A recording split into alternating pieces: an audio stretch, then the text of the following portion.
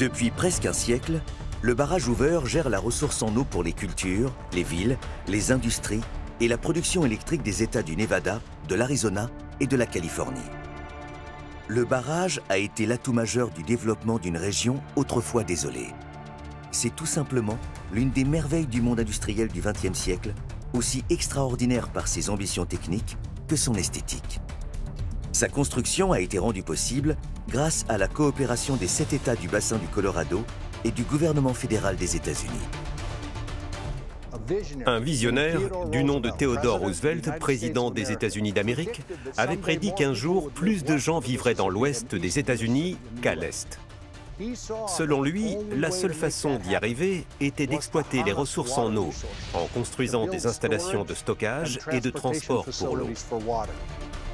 Car cette région inhospitalière du Grand Far West américain est une terre aride et spectaculaire, faite de hautes montagnes, de profonds canyons et de déserts brûlants. Et un fleuve, le Colorado, indompté pendant des millénaires. Le sud-ouest des États-Unis est désertique. Il n'y a presque pas d'eau, sauf le fleuve Colorado. Le fleuve Colorado prend sa source dans les montagnes rocheuses et traverse 5 États américains avant de se jeter dans le golfe de Californie au Mexique. Autrefois, ce puissant fleuve emportait tout sur son passage, creusant la roche et formant des gorges dans les hauts plateaux. Ce fleuve est aussi sauvage que le désert qui l'entoure. Le fleuve Colorado est la ligne de vie du sud-ouest américain. Il coule sur 2300 km de long environ. Au début du XXe siècle, il y a eu une série d'inondations sur le fleuve de 1905 à 1907. Des inondations dévastatrices qui ont submergé plus de 40 000 hectares de terres agricoles dans la vallée impériale.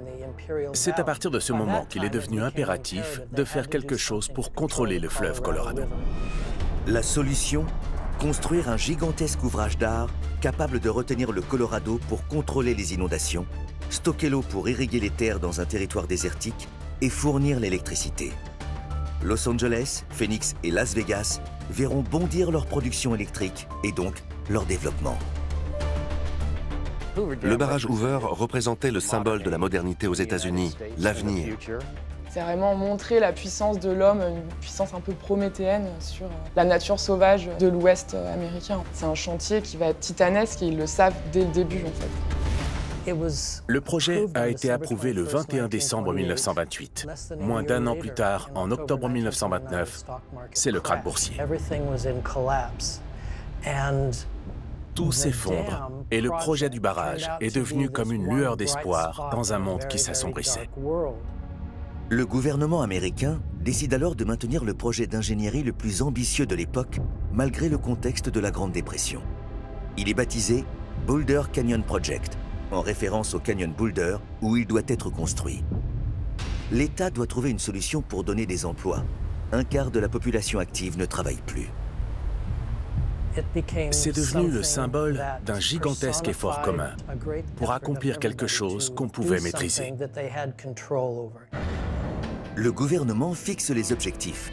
Un chantier de 7 ans, de 1931 à 1938, avec un budget de 760 millions de dollars d'aujourd'hui. L'État doit maintenant trouver les entreprises capables de mener un tel projet. Construire un barrage, c'est une œuvre générationnelle qui emploie des dizaines de milliers de personnes pendant des années. Et c'est un enjeu industriel, c'est un challenge industriel et technique absolument remarquable. Il était clair qu'il n'y avait aucune entreprise de construction dans le pays qui était capable de gérer seule un tel projet. Mais il y avait un homme, Frank Crowe. Il avait de l'expérience et il voulait vraiment construire ce barrage. Quand il a entendu parler du projet, il a décidé qu'il était le seul à pouvoir mener ce chantier. Il a donc réuni 6 entreprises qu'on a surnommées les Big Six. Un consortium qui a pu gérer toutes les dimensions, à la fois techniques et puis plus de logistique de la construction. Les travaux allaient être titanesques. Pour maîtriser le Colorado, ces ingénieurs vont devoir relever tous les défis. L'idée est de détourner le fleuve pour assécher son lit et ériger le barrage en béton. Le mur du barrage permet de créer la retenue d'eau. Mais le problème est simple. Comment ce mur peut-il résister à l'extrême pression exercée par le courant du fleuve? Construire un simple mur droit ne suffit pas. on prend le risque de le voir céder par les forces des eaux du Colorado. Le béton souffre en amont et entraîne une tension sur le mur en aval. Des fissures peuvent apparaître et le barrage pourrait céder. Les ingénieurs d'Hoover trouvent alors la solution et optent pour la création d'un barrage poids-voûte.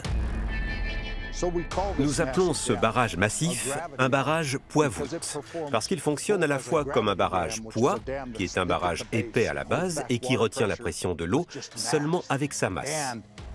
Et il a la force d'une voûte, qui retient l'eau grâce à sa courbe et permet de reporter la pression de l'eau sur les murs du canyon. Il a cette double sécurité, à la fois d'être très lourd, très robuste, très massif, mais également de reporter une partie des efforts sur la rive. Mais ce n'est que le premier des problèmes qui est ainsi résolu.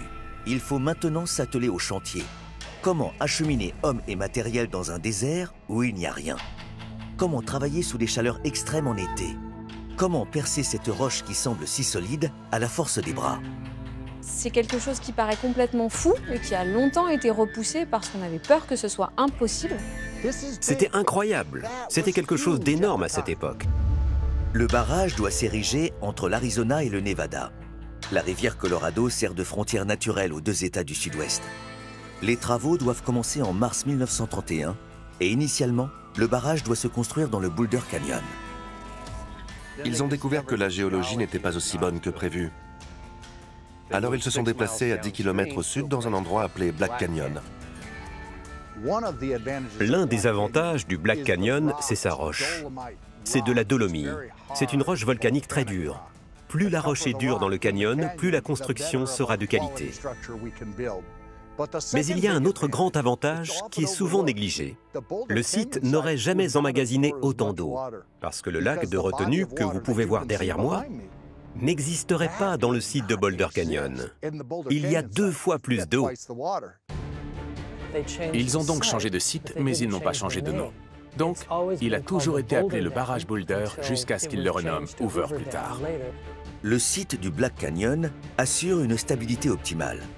Il permettra aussi une économie de matériaux, car il est plus étroit que le Boulder Canyon. Mais son accès sera le premier défi. Cette gorge plonge à près de 600 mètres sur près de 350 mètres de large. Vous êtes minuscule au fond de ce profond canyon. Lorsque vous êtes en haut, vous pouvez regarder tout au fond, mais vous ne pouvez même pas vous y rendre. Ils ont dû y aller en bateau. Il n'y avait pas d'accès. Le défi, c'est vraiment ce problème de l'accessibilité dans un endroit où il faut s'imaginer, en fait, il n'y a rien. Le début du chantier est alors consacré à la construction d'un accès pour atteindre ce site en plein désert. Il a fallu mettre en place toute une infrastructure avant même de commencer la construction. Faire venir l'électricité pour le chantier, construire des routes et des voies ferrées depuis le sud de la Californie pour apporter les matériaux nécessaires et transporter les hommes. Frank Crowe était surnommé Hurry Up Crowe parce qu'il voulait que les choses aillent vite. Les 6 entreprises ont donc conclu une entente avec Frank Crowe selon laquelle, s'il réalisait ce projet dans le budget et le délai imparti, il recevrait une prime de 300 000 $ de l'époque, ce qui représente aujourd'hui 6,5 millions de dollars. Pour aller au plus vite, Frank Crowe allait avoir besoin de main-d'œuvre, de beaucoup de main-d'œuvre. Au plus fort du chantier, ce seront 5000 ouvriers provenant des 4 coins du continent nord-américain qui travailleront chaque jour dans des conditions inhumaines. Au début, près de 5000 personnes sont arrivées dans le sud du Nevada, sans nulle part où s'installer. Les gens vivaient dans des tentes au bord de la rivière. Cet endroit était surnommé Ragtown, la ville chiffon. Les ouvriers se sont installés là, certains pendant plus d'1 an en attendant d'être enfin recrutés et de pouvoir travailler.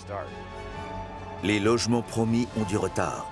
Et c'est dans un gigantesque bidonville que l'aventure commence.